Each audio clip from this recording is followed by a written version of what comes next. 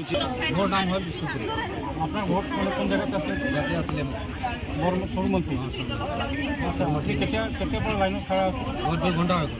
আচ্ছা ইয়াত কি হৈছিল? মেচিনটো ছাৰ মেচিনটো দিয়া হৈ গ'ল। কেতিয়া পৰা বেয়া হৈছে? কিমান দিন হৈ গ'ল আপোনাৰ? হৈ গ'ল আমাৰ 2 ঘণ্টা ইয়াত খাৰা হৈছে। মেচিনটো 2 ঘণ্টা এটা দিয়া হ'ল। কোনে আহিছিলে ওপৰৰ পৰা? ওপৰৰ পৰা কোনে আহিছিলে? অফিচাৰ আহিছেনে নাই? এতিয়া অফিচাৰ আহিছিলে, এতিয়া বনাই পেলাই লৈ আহিছে। নতুন দিছে না আকৌ এইটোতে বনাইছে? এইটোকে বনাইছে নেকি? এইটোকে বনাইছে, নতুন দিয়া নাই না? নতুনটো দিয়া নাই নেকি? মোৰ নাম ৰাকেশ বেদ। আচ্ছা ইয়াত সৰুমন্ত্ৰীত আপোনাৰ ভোট আছে? কেতিয়াৰ পৰা আছে আপুনি খাৰা ইয়াত লাইনত? যিটো হৈছে আমাৰ যেতিয়াৰ পৰা গভৰ্ণমেণ্ট দিছে যিটো পৰাই পাই আছে দি আছে। তো ভোট লাইন কিমান দেৰি হৈ গ'ল আপোনাৰ? যিটো মেচিন বেয়া হৈ আছে, 2 আৱাৰ্ছকে বেছি হৈ গ'ল।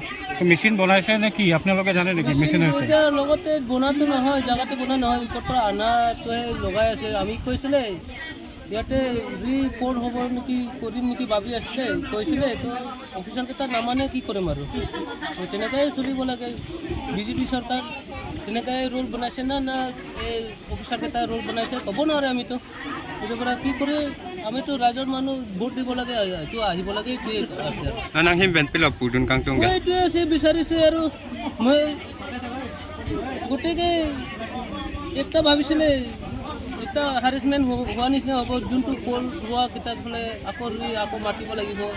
ঠিক আছে, যদি অফিচাৰকেইটা দায়িত্ব লয় আমি পৰা একো আপত্তি নাই। যদি হ'লে বি কিবা একটা হ'লে বি অফিচাৰকেইটা দায়িত্ব ল'ব লাগবে। এইটোৱে মই ক'ব বিচাৰোঁ।